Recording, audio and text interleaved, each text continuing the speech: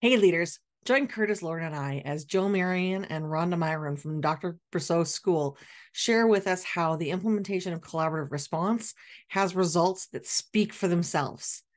If you're interested in trying to figure out how to get your continuum working for you instead of you working for it, maybe you want to learn a little bit more about early screening and its impact at the middle school level, this is the show you want to listen to.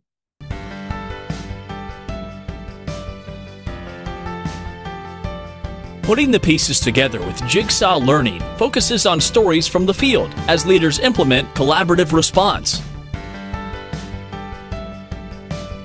Join us every month as we invite our partners to share how they are meeting the diverse needs of students with the integral understanding that every child deserves a team.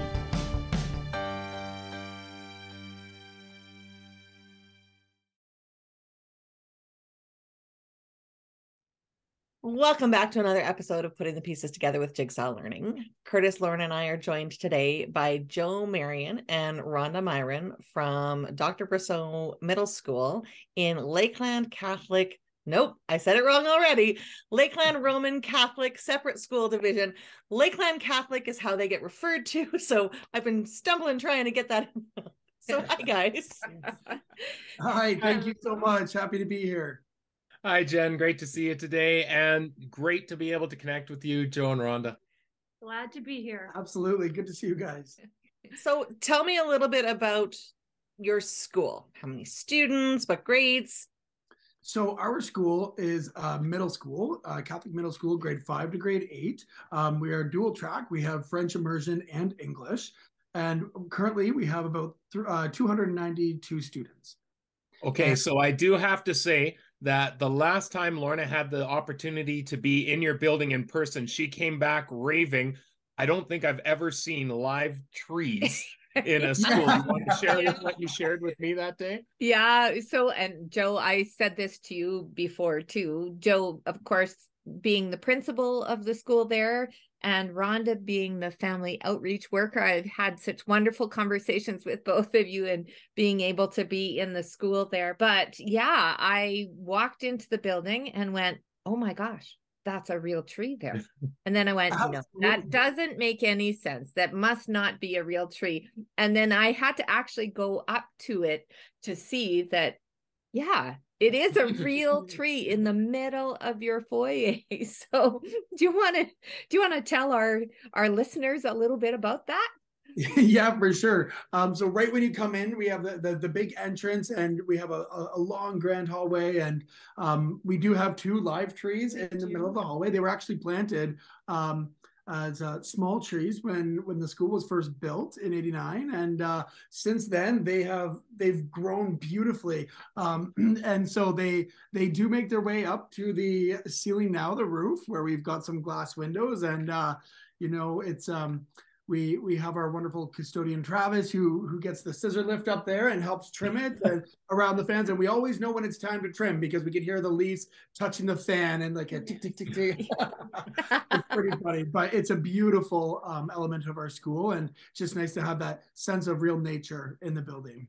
It is absolutely beautiful, and it is that, there is a sense of calm and a sense of, I don't know, just having that nature as part of your building is just such a beautiful thing. We're glad you enjoyed it. Thank you. So Lorna has spoken so highly of being involved with your school, Joe and Rhonda. So, I mean, for me, I'm coming into this, I don't know you at all. So tell me a little bit, how did you get involved with Kurtis and Lorna and their work with collaborative response?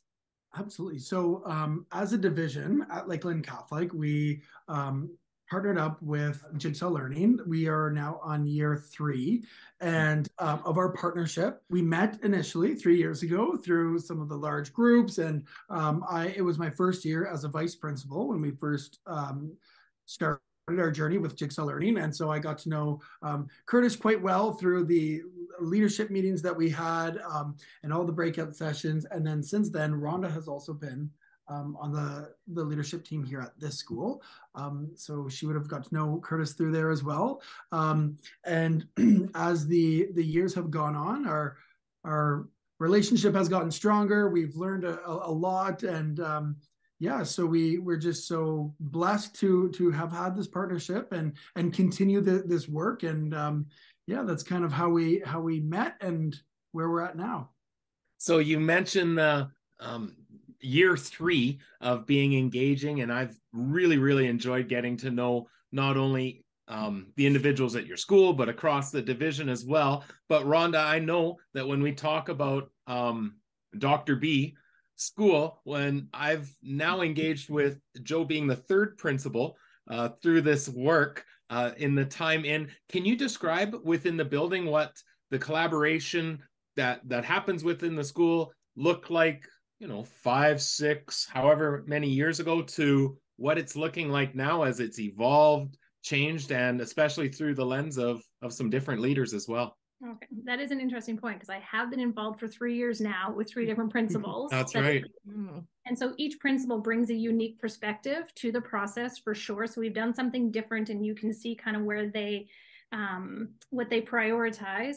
I will say one of the things that collaborative response has, and there's 2 kind of streams with this. The first one being that it kind of has formalized the collaboration process and talking about students and how do we assist them. So we've always kind of done it in kind of an informal way, but this kind of formalizes the process and makes sure that data doesn't get lost when we support the students. The other thing is, and I know we talked about this, and for me, I'm the family outreach worker, and so I work a lot with kiddos and family, and I know we had talked about this, and I'm also a mom of a kid with some diagnoses, and so I also like the collaborative response model because of the screenings that get done from an early age, so that we can really do some prevention work in addition to intervention work. Well, and you must really see that in your role too within the school specifically, that by the time students get to you at grade 5, what's been done previously, and we know how important the early intervention is, so that by the time they get to you, it's not, oh my goodness, how come nobody's had this conversation before?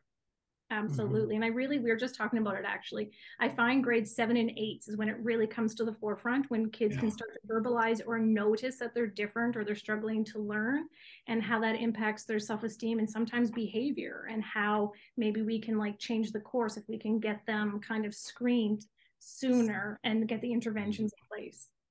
Rhonda, when we had the opportunity to connect in the lunchroom there, it really spoke to me that you were coming at this and looking through the lens of both your role as a family outreach worker, but also your role as a parent, and how you view the collaboration that's happening in the building currently, and how that impacts your own child as a parent. Can you tell us a little bit about that? I have a child that was, it wasn't until the end of grade 7, and she was diagnosed with dyslexia, a math LD, ADHD, etc. And so we struggled to try and get her to use some of the accommodations, because for her, she didn't want to look different. She didn't want to stand out in the classroom. And I don't think she truly understood how the accommodations could help her, because she had learned to adjust without accommodations. One of the things that make her unique is her IQ was in the high average.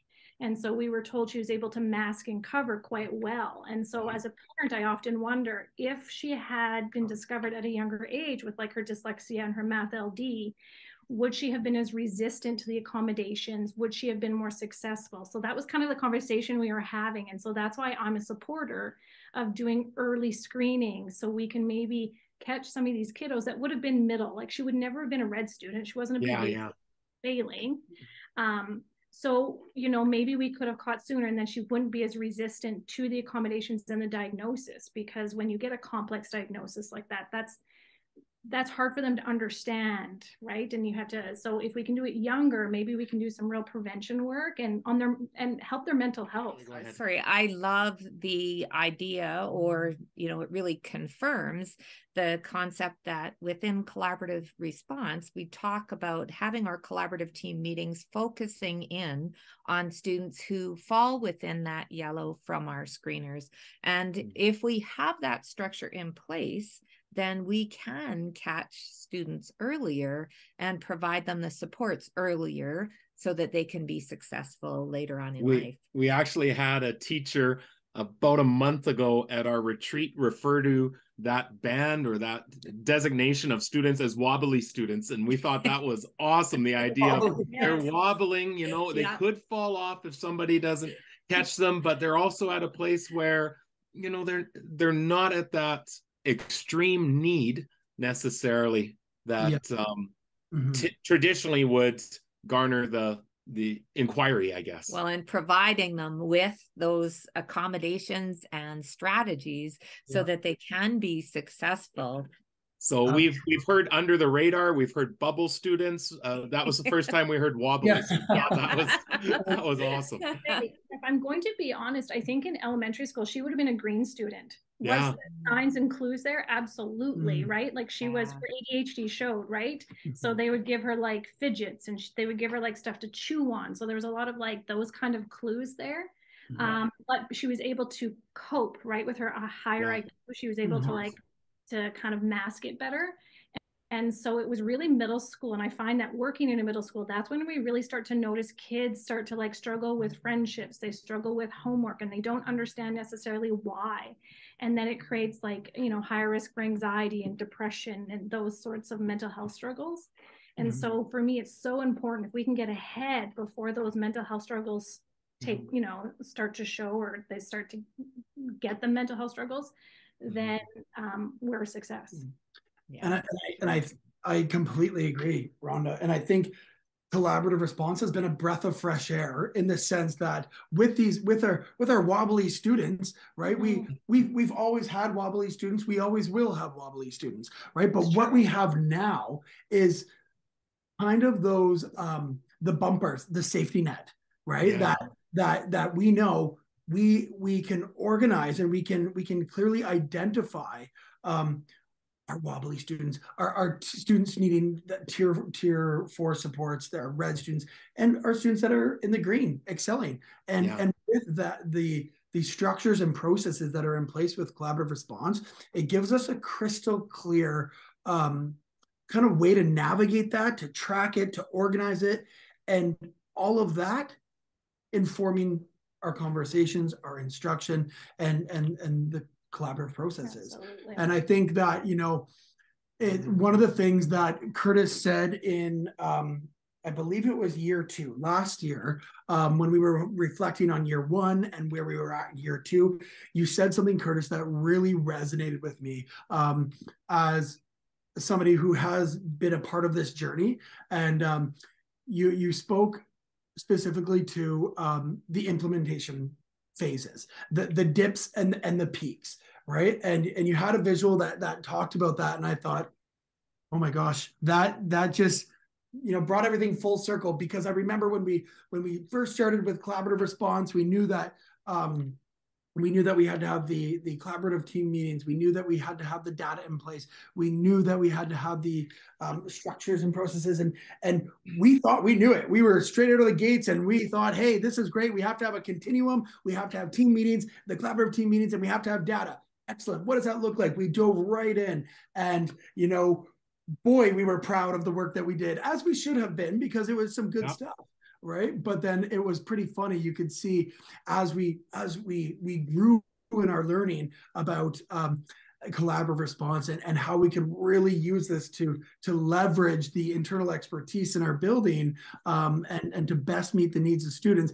It was pretty funny because we would start off the day like that same excitement. And then as the day kind of went on, we're kind of like, okay. Yeah. No, that makes sense. Okay, that makes sense. And we can do that. But oh gosh, how are we going to do that now? I know now you know it's like you're going up the mountain and you get to the peak and you think you're at the peak, but it's actually just another extension, and then you see the next climb, right? But you guys have just been there every step of the way and helping to guide us and give us feedback. And with that, our students are better supported, and we're grateful for that, because every year there's those peaks and dips where we celebrate our successes, but then we learn more and we shift some things to meet the needs of our school, our students. Joe, for sure. And when you think about those implementation dip and the journey, and, you know, sometimes it goes along splendidly and sometimes there are challenges that you need Absolutely. to overcome. I'm just thinking about, you know, you and I had talked a little bit about beginning this process as a VP in an elementary school, and then moving to a new school who also had been engaging in collaborative response, but now at that middle school and as principal, and how different those two experiences have been for you. So just, can you talk a little bit about that? For sure, absolutely. It's been quite interesting, and I'm just so blessed to have the team that we've had this year at Dr. Brosseau. It's been a big learning experience for myself as well. And so, you know, at the previous school, it was the same. There wasn't much staff turnover from year 1 and year 2. And so, you know, it was running like a pretty well-oiled machine, and there were some, you know, we reached out for some clarifying questions, and we were able to tweak and go, and we knew our processes and our structures and how it looked in our team meetings.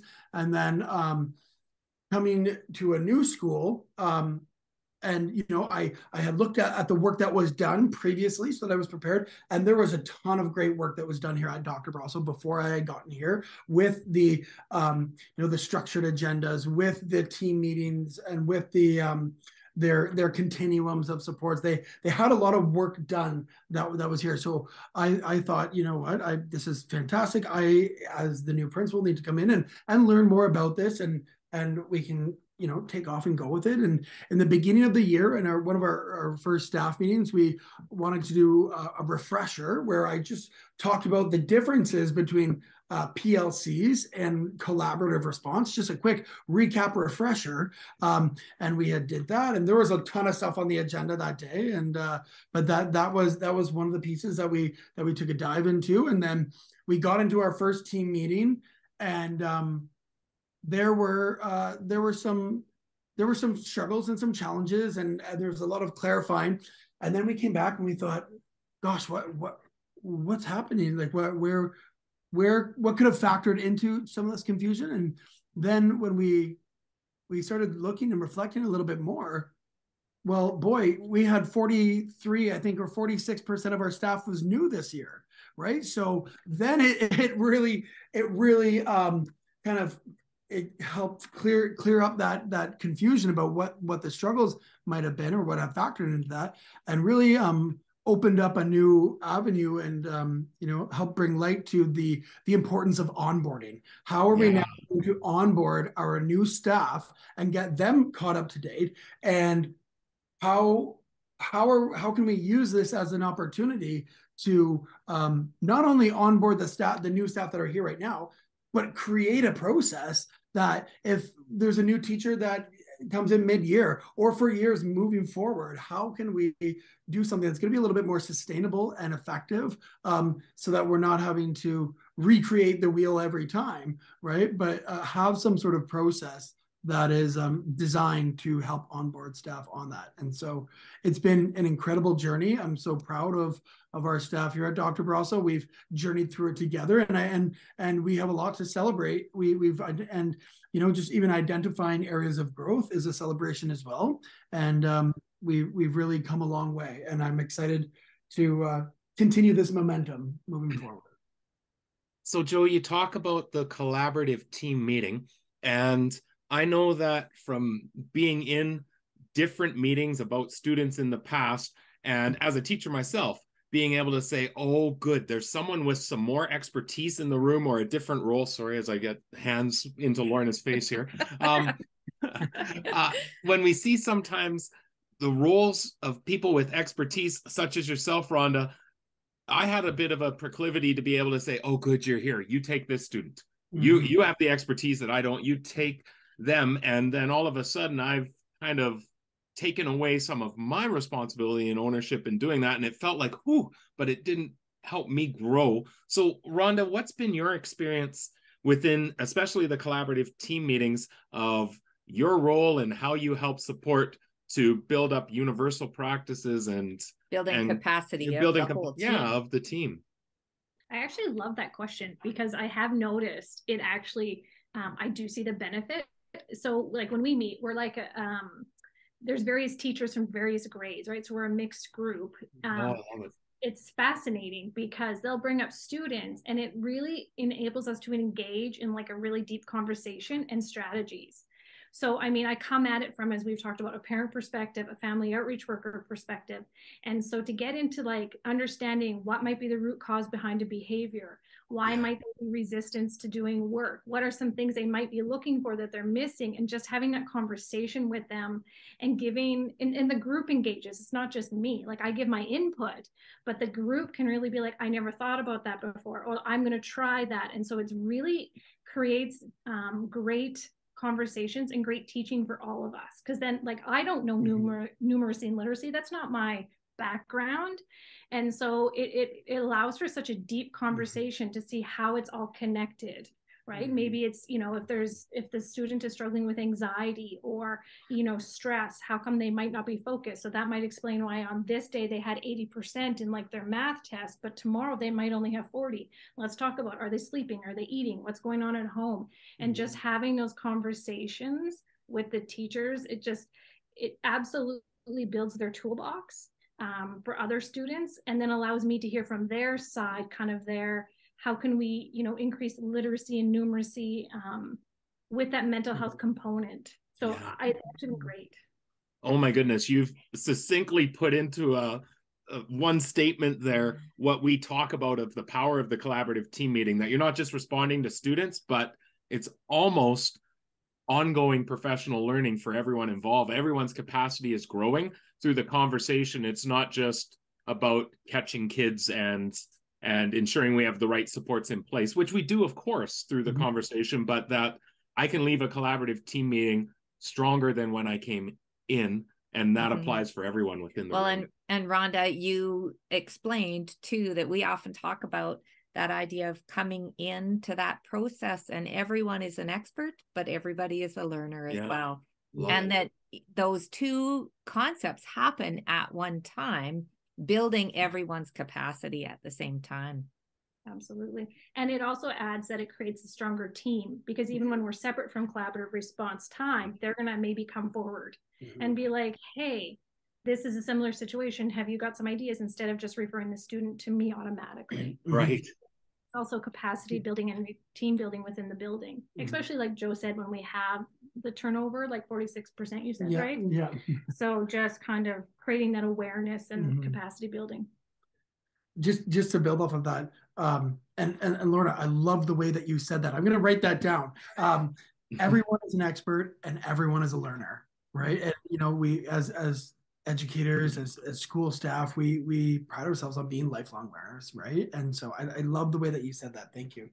And also just on the note of building capacity with regards to Rhonda's lens as well. Rhonda has been so instrumental to our school where we identified needs. She doesn't like to speak that highly of herself. I'll do it for her. I'll do it for her because she is incredible. And, you know, looking at the needs of middle school students, the work that was done in our continuums, it worked for us at the time, but we need to now to work through it again, because we found, I know I'm talking about a couple different things here, but with the continuums, we found that in the beginning phases, we put them together, they look great, and we've got a lot of information on there. But one of the universal kind of common concerns is that we were working for the continuum. It wasn't working for us, right? And it's more of a, hey, did you check the continuum? Oh, yes, right? And but we had to get to that point to recognize there's a lot of great stuff in here, but how do we work it more in a way that's going to work for us? And one of the, I'll just speak a little bit more to the wellness component. You know, when we've identified a need, one of the things was having a growth mindset, right? For students, we noticed that a lot of students, this was a key issue that was being brought up. And Rhonda is only one person, and the team meeting that she's in, she shares some great strategies and examples, and go to another team meeting and have conversations with teachers, and found that it was common key issue. So to respond to that, Rhonda put in a lot of legwork and actually created a presentation to deliver to each of the classrooms, right? So as part of that universal support, right? And through that, she's building capacity. And maybe we might look at that as a tier 3 sport. I'm not quite sure, but right, because we're using internal expertise to go and deliver. But as she's there, the teachers now have access to those resources. They are part of those presentations, and because of that, they'll be more well equipped to pull out some of those tools and strategies and respond in the moment to some of these needs that are going to help the student, rather than having that student go directly to Rhonda in the moment. Another thing that we noticed, and Lorna, I know that we spoke briefly, or actually in some length to this at our meeting, was in the beginning, the office was a revolving door. It was nonstop. And we in our conversations that we had, and said, a lot of these kids that are coming down for behavioral concerns or whatever, discipline or whatever it needed to be, when we were reflecting, we noticed, okay, well, a lot of these kids just need love, right? And we always say, kids who are loved at home come to school to learn, and kids who might not get that love at home come to school to be loved, right? And sometimes our most struggling students ask for love in the most unloving ways. Yeah, so right. And so we came together as a staff because I couldn't keep up. Our vice principal couldn't keep up, and even Mrs. Miron, Rhonda, we were all team tackling supporting these kids and looking at how we can meet their needs, and the majority of the time it was an emotional gap or a connection, or they needed that love. And so then we responded to that in a staff meeting, saying, hey, how can we build capacity and help support these kiddos in a way that's going to be more sustainable, right? And so from there, with our theme for this year at Lakeland Catholic is accompaniment, and journeying side by side with our students, with our staff, through that faith lens. And so we wanted to take that and look at our school key issue as a key issue. It's almost like we had a big team meeting for the whole school. And then from there, we talked about creating a student champion document, where we know that every kid in the school should have a champion that they go to, that is, they have a strong positive relationship outside of their homeroom teacher. And so what we did is we came together, created a document, listed our students of concern that we were concerned with that social emotional wellness, mental health kind of lens. We listed their names, what their strengths were, what their interests were, and their struggles or challenges. And from there, staff reflected on their personal strengths and looked at how we could best match and pair with the student. And to be their champion. And with that, we have noticed a significant decline in the frequency that some of these kids were coming down, and a significant improvement or frequency in, if a student is struggling, having that champion kind of swoop in and support that child as well. And so we revisit this at our staff meetings, looking at what are some successes with this, what are some struggles and challenges. And, there's been a lot of great stuff that's come from this. And, even in some of these conversations that the champions, the staff have had with the student, there's been things that have come up where the student has felt safe enough to share, where they've said, this one, I think it's important we go talk to Mrs. Miron on, right? And it's really just given us a better understanding and to come full circle, build capacity to better meet the needs of our students outside of just academics. So I'm going to come back to the logistical, because I need to calm down my heart after that. So Joe, you've talked about structures and processes. Rhonda's talked about, the context of the collaborative team meeting. You've talked about staff meetings. And so for our audience, we know that collaborative response and its implementation is contextual. So can you tell us a little bit about how collaborative response works at Dr. B School? Like, how does it organize in the building? Who meets when? That sort of thing. Absolutely. So currently we work on, we have early dismissals built into our division calendar. So these early dismissals are on Wednesdays, and we rotate they're every second Wednesday, and we rotate between collaborative response and PLCs. So our collaborative response team meetings happen about once a month. And our professional learning communities is where a lot of that collaborative planning comes into place, and where teachers are working on building common assessments, looking at what do we want students to learn? How do we know that they've learned it? What are we doing when they have and have not learned it? And that's kind of our questions that inform the planning that takes place in those meetings and the common assessments. Really, within those, you're talking about what are things that we're going to do that are impacting a full cohort or maybe even the entire school population. Yes. Yeah, exactly. So that's in, thank you, Kurtis. Yeah, and our PLCs are where grade level partners work. So this is where our grade 5s meet, our grade 6s meet, our grade 7s, and our grade 8s meet. Our collaborative response, like Rhonda was speaking to, are more intermingled for across grades, so that we could really maximize the collective knowledge and expertise in our building. And so with that, then we have our pre-meeting organizers that we fill out, so that staff are prepared. And with our pre-meeting organizers, staff are looking at our data, and again, our yellow students, and looking at, from there, they identify a key issue that they would like to discuss and talk about. And then it's a highly structured template that they use for their pre-meeting organizer, and that ensures that when they do come to the team meeting, that we're well prepared and our conversations are focused. And in the team meeting, we have a leader who is part of the collaborative response school leadership team, and that person is typically the facilitator. And roles are distributed in amongst the group, so everyone has a role to help ensure that the process of the team meeting is honored and followed to ensure that we are maximizing in our time that we have. That's kind of how our meetings go. Joe, do you want to describe then to that next layer? Because we know that there are students needing intensive supports and next steps, what your school support team looks like, who's involved, and when does that happen? That consists of myself, our classroom support teacher, Rhonda, and Jill.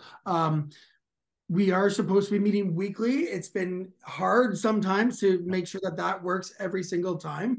But typically that's where we talk about those tier 3 students that need that extra support. But there's a couple of different ways that looks. When we were kind of unpacking our data, they said, well, if we're spending the majority of our time in the team meeting talking about the yellow students, when are we talking about the red students, right? And a great question, right? And what supports are in place for them. Many of our students in the red have a diagnosis and are on an IPP. So we have an individualized program plan. So that would be that tier 3, tier 3 support where they have explicit planning and programming in place. And then from there, at our meetings, and I'm going to come back to the dips and phases where we kind of talk about what students of our concern, or maybe teachers have come up and talked to us about some of their concerns. But even in the meeting with Lorna, we had kind of chatted about how we can make that more structured, right, for a referral process to us, which will help us kind of follow that and also stick on track with that, because we have those referrals coming in. That's what I would say, how we are responding to those needs. That's awesome.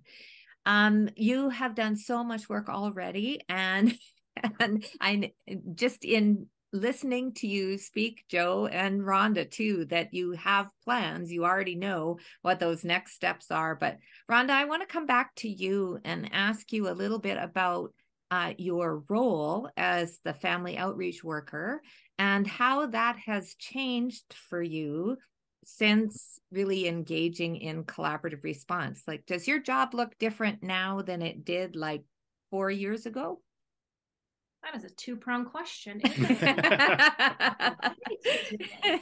Okay, so I'm a family outreach worker, so I support students who may be struggling. It can be either self-regulation, or if they have stuff going on at home and just need someone to talk to. And then I kind of assess and then do referrals if we need to do outside referrals for potential diagnoses with mental health specifically. And I'm going to throw ADHD under that umbrella. And if it's something else that's like a learning need or something, then it goes to our classroom support teacher. And so that's kind of what my role is. And then to go and do groups in the classrooms, like workshops, if required, on different subjects. So I've gone in and done, again, self-regulation, growth mindset, those type of workshops in all the classes. I also do a leadership team with the students and help them engage in leadership activities and, you know, giving some good ideas to this principal on how to make the school more fun. So that's just some of the things that I do. I try to go out of my way to make as much relationships with all the kiddos as I can. So I feel like I have the best job in the school because that's my job is to make relationships. And so now if we're going to like, you know, jump over now to the collaborative response, I think it's really allowed teachers to understand the value of the role, because I do know most of the students. I do know kind of a lot of what's going on with the students outside of the academics. And so it creates such a robust conversation in that balance between academics and, you know, their mental health and capacities. And so I feel within collaborative response, I wouldn't have at first thought how the role could be such a benefit. But again, when we get in those conversations within my group, it creates such a great conversation on how the two work together, and then how I can provide strategies in the classroom for some of our students that may be struggling with anxiety, depression, ADHD, those sort of things. And always, you know, teachers are always looking for concrete strategies. And so that's where, for me, it's like, okay, you know, if they're having a bad day, maybe only give them like 2 questions instead of 10 questions, or allow them to work in a quiet place. So it allows for those conversations that I don't think there's been a space for directly with teachers with my role, right? Because I have conversations all the time with Joe, but not necessarily with teachers on how to, you know, support these students in the classroom, because they don't end up on IPPs usually. So that's been definitely a benefit of being in the collaborative response. And I think that's a key part to the role of a family outreach worker within collaborative response, is just recognizing how they work together and how they can impact their academics, and how teachers can put strategies in place. And often, whether it's ADHD, anxiety, or depression, the strategies are going to be the same. So if you put in universal strategies, you're going to support all those students with those diagnoses, right? And so it becomes more universal. So then they get less dysregulated, which means I have less students coming who are dysregulated. You know, I love too what you were sharing before, and it doesn't sound like much of a shift. It's a subtle one, but it's significant, of being able to, you know, I'll come to a staff meeting and do a presentation in the past on, you know, a need that I think is out there. And for some teachers, you'll have, I know this, I've already done this. For others, it's exactly what they needed at this moment in time. And for others, I don't have a concern in this area. And then 6 months later, when I do, it's kind of out of mind. But there is that subtle shift of when it's come as a key issue, when we've expressed it, and then the response is let's do some learning around in that. The moment. It's way stickier. Like those strategies are, okay, was something that I was needing last week. Now I've got it. Now I'm going to put it in place. It's just it's responding stickier, to the need. Yeah, it's stickier professional learning for them, because it's in response, not just standalone PD that is valuable, but perhaps unrelated at this time. You know, with collaborative response, it's really helped us pinpoint and target what the key issue is, because in some of the initial meetings, what we think might be the key issue might not actually be the root cause. Right? So true. And so when we look at Rhonda's role too, and how we support students behaviorally, or whatever that might look like, when we come into a team meeting, and the key issue is engagement. And Rhonda gives some good strategies on, okay, well, let's look at how were they eating that day? Is there let's dig in. enough sleep? Is there, did we have a wobbly stool? Did we chunk it into smaller things? Yeah, it actually helps us. It's almost like a process of elimination, getting down to that, right? Because oftentimes it's the tip of the iceberg that we see, and it's what's in most in your face, or it's the most obvious kind of behavior where we see those things. But the more that we actually follow collaborative response and the structures and processes, and we kind of, okay, we've looked at this key issue, we've exhausted, these universal tier 1, tier 2 strategies.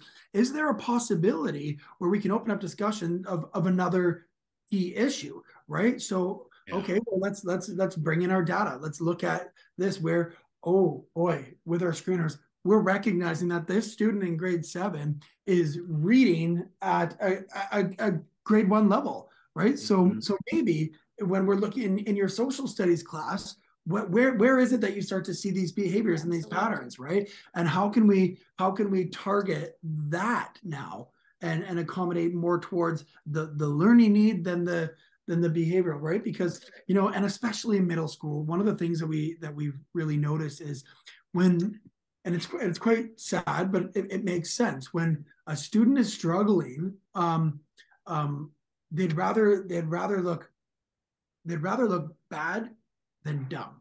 And I heard someone say that before, and I thought, wow, how true. Because when you act out or you're being defiant, that's more viewed as cool, right? As, ooh, I don't really get this, right? That's more embarrassing, right? So it's easier to do that. So keeping that in mind and looking at how that might inform the true key issue and the collaborative process about how we respond to that. And I will speak to that a little bit, because I even know this year with our collaborative response, now that we have like a couple years of data, teachers are able to say, that's why that student is struggling on their exams. I did not know why. They could give me the content, but I didn't realize that they might have struggled with comprehension, right? And so now we have a couple years of data to be able to track these kiddos and say, oh, I didn't. And that's, again, when we do cross, I don't want to say cross grades, but in my group, I have a social studies teacher, an English teacher, a math teacher, and the social studies teacher is like, I never put that together. And even the math teacher, that's why that kid is struggling, because they may have a comprehension struggle. So they're struggling with math problems. He's struggling with social studies. But yet when you talk to the child verbally, they know all this stuff. And so it's getting that concrete data on what the child is struggling with, so then they can kind of assist on all 3 levels, in math, in social, and in English, to support that child's comprehension, and maybe then do some supports in place so that they're successful, so that the struggle is not reducing, I guess, the success in those other areas. And that's an example from this year that happened in our collaborative response. Oh, awesome. That's so exciting. And when you look at that, like the multidisciplinary teams that you've really put together, it's that ability to be able to access different perspectives within that one team meeting. And what we do in a social studies classroom can look very different than how we would respond in math. And so for us to be able to share across is such a powerful concept. So before Jen jumps in with a question I know she's dying to ask, I want to follow up on that, because have you found, we found this before, that when the same people are meeting over and over and over again, and we had this within our own school way back when, but didn't exactly know how to adjust it to the way that we do now, or that you have done, is the same people were meeting, same grade level, same ideas, same concepts. When I struggle outside of these meetings, I go to the same people because I have relationships and trust. Do you find that now you've got the grade level planning happening, but then we have collaborative team meetings that are going vertical, that the informal conversations and collaboration is stronger within the building? I'm talking the hallway conversations, the after school, the in the moment conversations that aren't necessarily structured. Have they changed? Right. I think it's definitely, like you said, open up more of those connections where people would be going to someone that they wouldn't necessarily have gone to. And now that we're saying that, it really reminds me of, even like tribes training in classroom management. I remember teaching grade 5 years ago, and in the tribes training program, basically how there's the 4 mutual agreements, but in the seating plan, each of the desks were in groups, and they changed every month from September to December, so that students got a chance to work with other people, other students. And then I said, come December, what's going to happen is that you get to list 5 people who you really want to be in your tribe. That's going to be from January to June, and I'll guarantee at least one of those people is on that tribe. And so they had the opportunity to change up until December, and then they were in their groups from January to June. And while there was safety in that, right? There was safety in that. However, because of the connections that were made in the shifts beforehand, you still saw those friendships lasting into there, where they would go to the other groups and go to the other, right? So I'm bringing a classroom perspective into this, but the same thing we're seeing with our teachers, where if we only stuck to the grade level, oftentimes, like you said, that's the person you go to, right? Yeah. My tribe then is small. Tribe is limited, right? But with that, those opportunities to collaborate with people from that you may not have collaborated, like the grade 5 French immersion teacher may not have collaborated with the grade 8 shop teacher, right? And in those meetings, and so now coming to that teacher and saying, hey, I've got a student who is really struggling with this. Would you be interested in being their champion, right? And kind of bringing it around full circle. So definitely a lot more of those kind of connections just outside of those groups. So Joe and Rhonda, we asked this question of everybody we bring on to putting on the pieces together. This question is brought to you by WeCollab. Designed by educators for educators, this comprehensive digital system aligns with the foundational components of collaborative response. Moving from conversation to action, WeCollab empowers classrooms, schools, and systems to provide the very best response for each and every child by informing action-based decision-making with data and evidence supporting student success.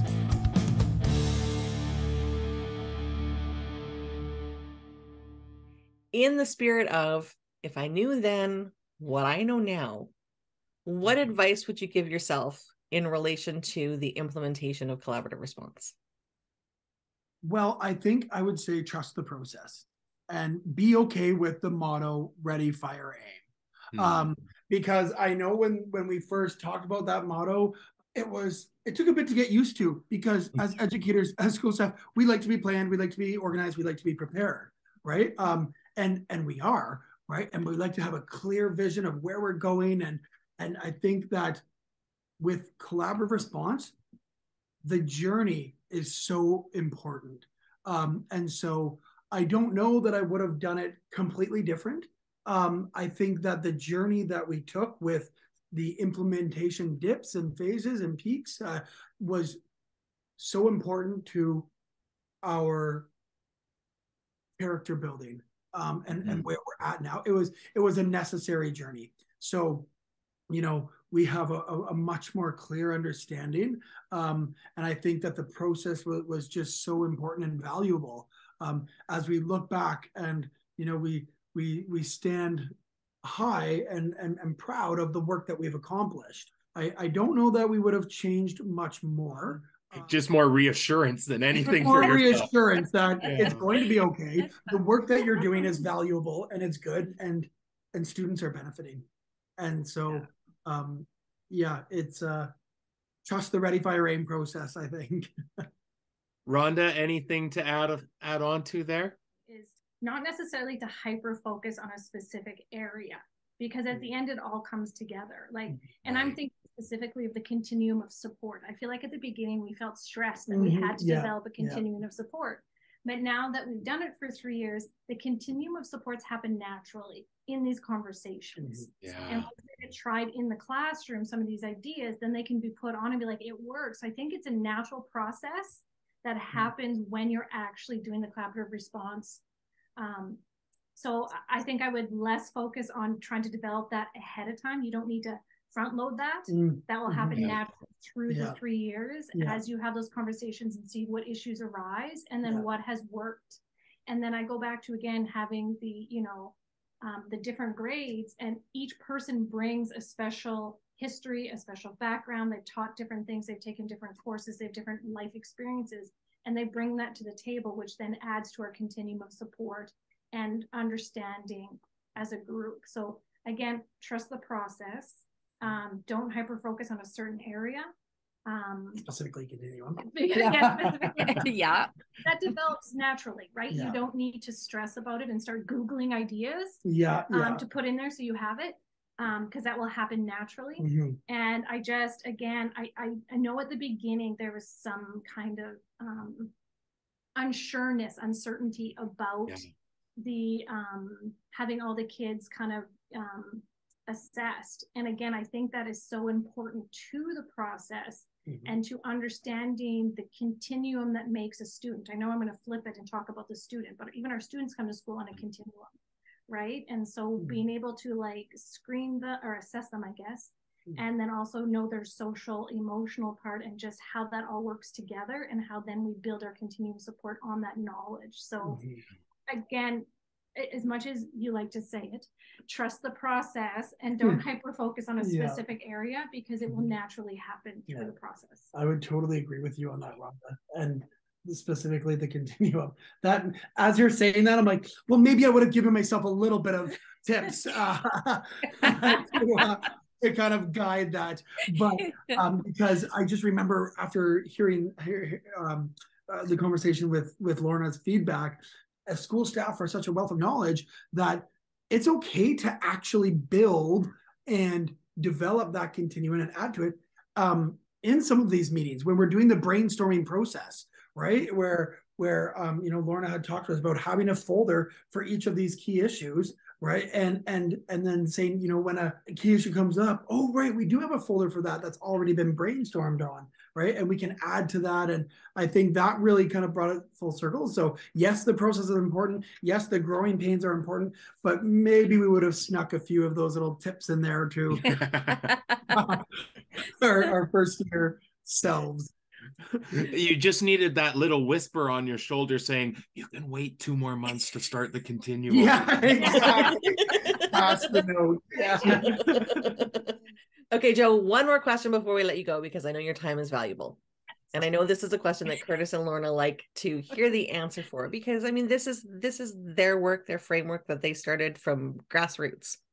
But if you were going to describe collaborative response to another school leader who was unfamiliar with it all, how would you sell them on it? What would you say about it? That's a great question. I think that since engaging with our journey on collaborative response, and myself working in three different schools at our division, the results speak for themselves. For one, you can see it in our school culture, but with collaborative response, it has helped us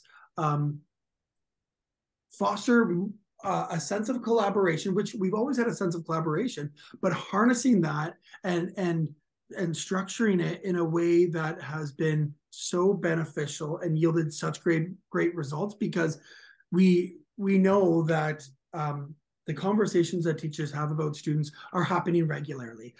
Collaborative response has allowed us to implement a highly structured, highly effective process for monitoring, tracking student growth, success, decline in our data, and how we can tie in our data to our collaborative processes and structures, and bringing that all into a place with our continuum of supports. It's just kind of helped organize everything that was going on and in a clear and succinct way that is, like I said, highly structured, and just leverages all of the wonderful things that we had going on, and helped us to deepen our learning and structure all of these things together in a comprehensive, clear, organized way that really truly has helped us better meet the needs of our students.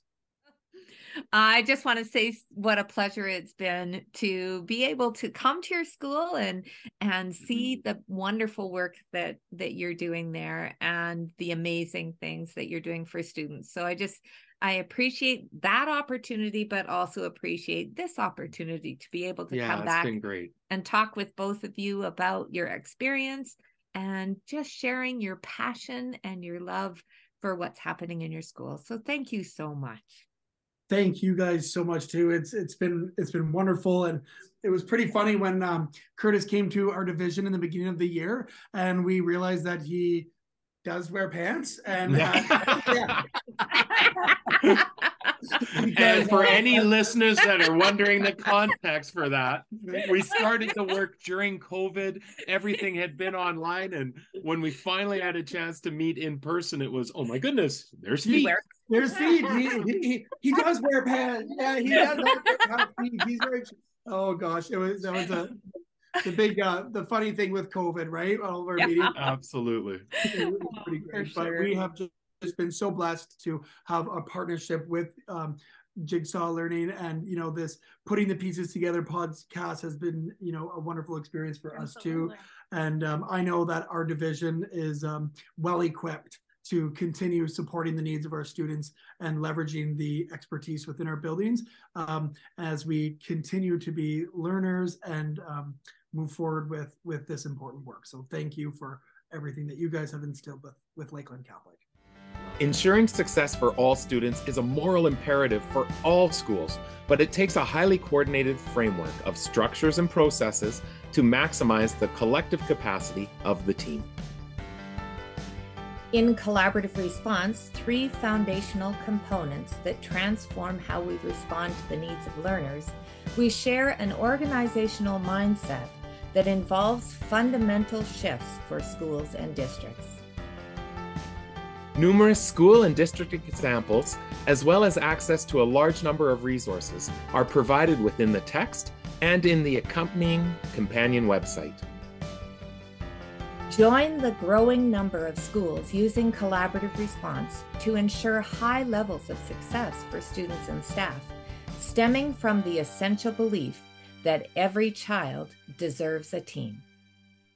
All right, so I have to admit that my daughter teases us frequently, and she does it as well with her cousin, where they've made up and neither one of them are of legal age. So the fact that they're even making the joke has a little bit of questionable quality to it, but they tease us about having a drinking game every time they hear us use the word structure, process, or collaboration. One collaborative response. Nephew will go drink when he hears that going on, because we say it so much. But it's so funny when you heard Joe and Rhonda, how many times today they talked about, and if we went back into the podcast to count the number of times we heard structure and process, I think is so critical. We talk about collaborative response being a mindset, but it's one that's developed through some very, very intentional, well-organized, clearly articulated structures and processes. And I heard Joe repeat that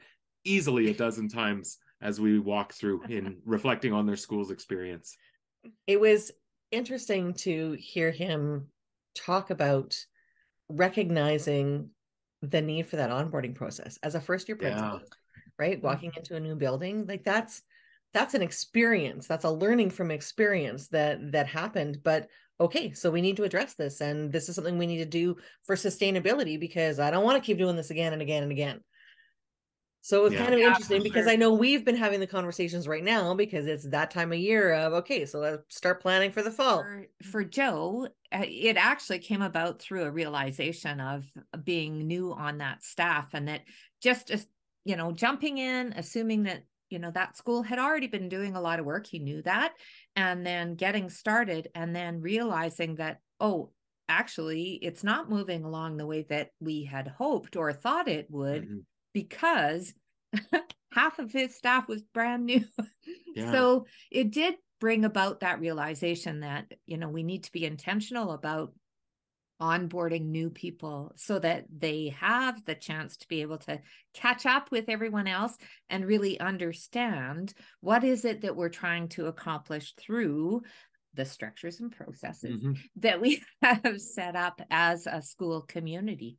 But I loved his realization, and I've heard it from a number of leaders, that actually it affords an opportunity to not only onboard, but to revisit then for existing staff and renew. But it's one more iteration to clarify one more time. And it's almost the, you're not taking a step back when new people come on, you're actually having a chance just to reframe for everybody, as then you can continue to move forward. I think that's a really important understanding to have as you move into a new school year, of use new people coming on board as not just, I'll pull these 3 into a quiet room and talk to them about what's happening. Excuse to be able to bring everybody back in.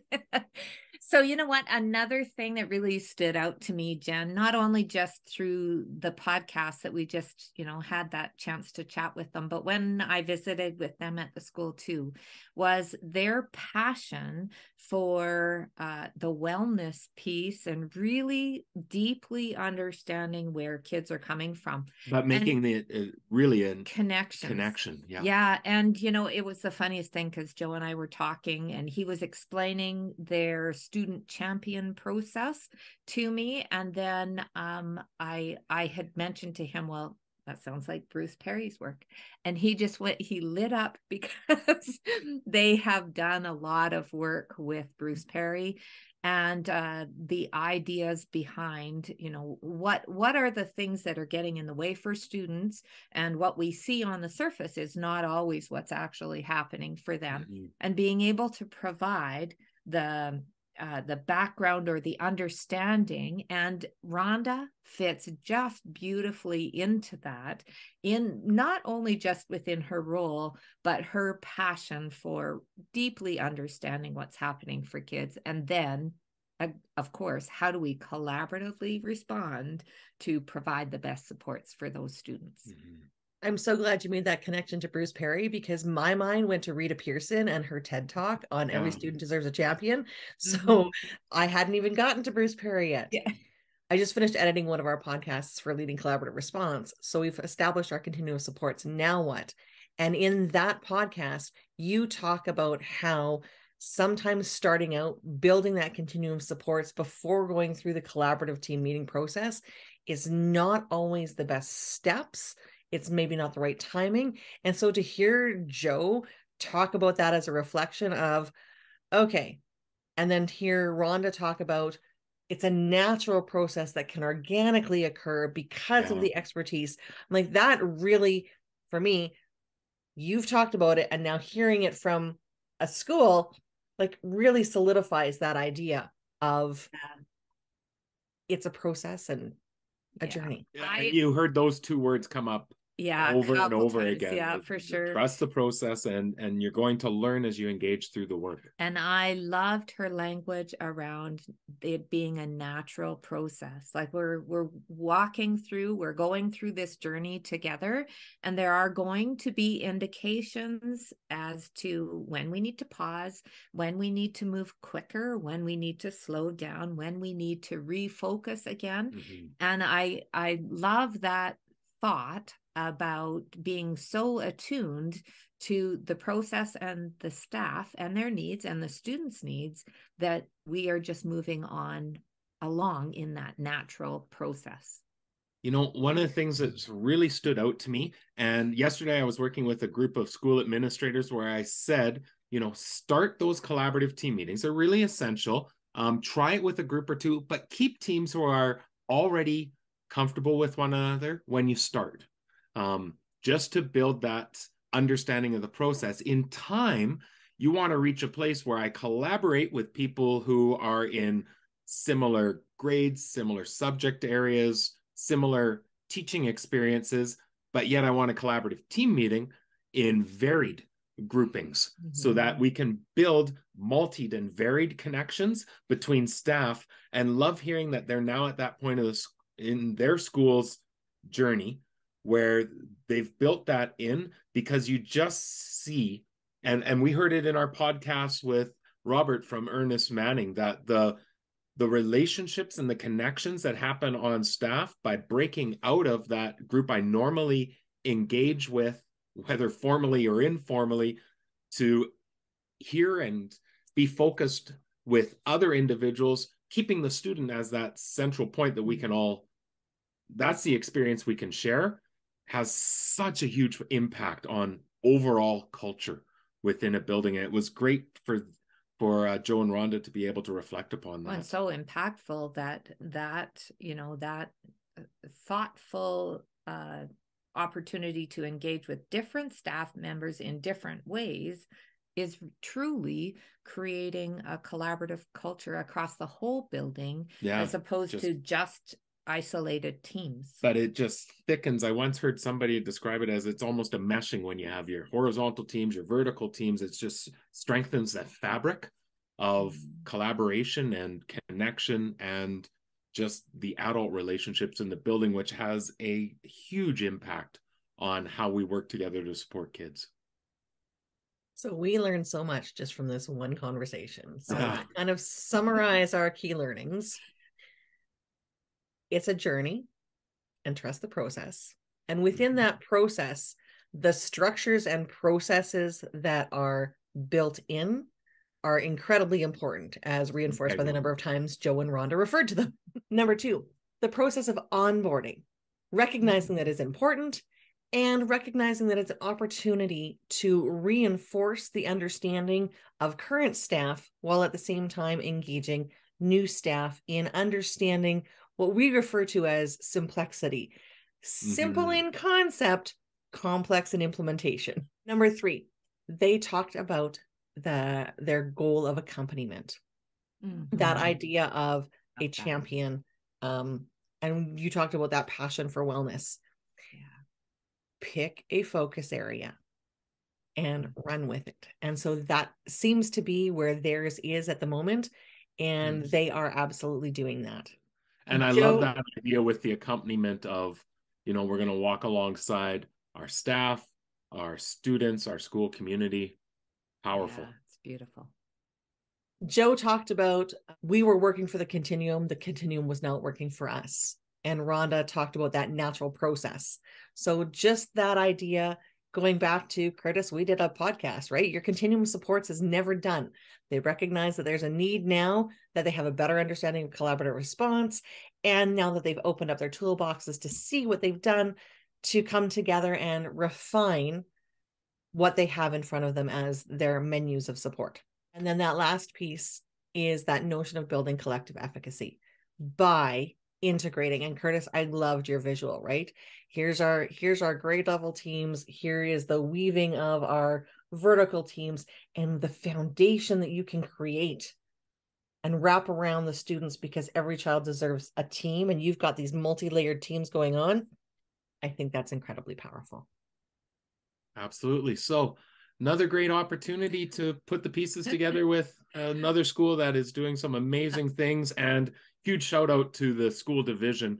They've done tremendous work to keep the collaborative response framework at the forefront. And that's one of several stories we could tell from that school division of just how they're moving alongside the accompaniment from school to school as well is really outstanding.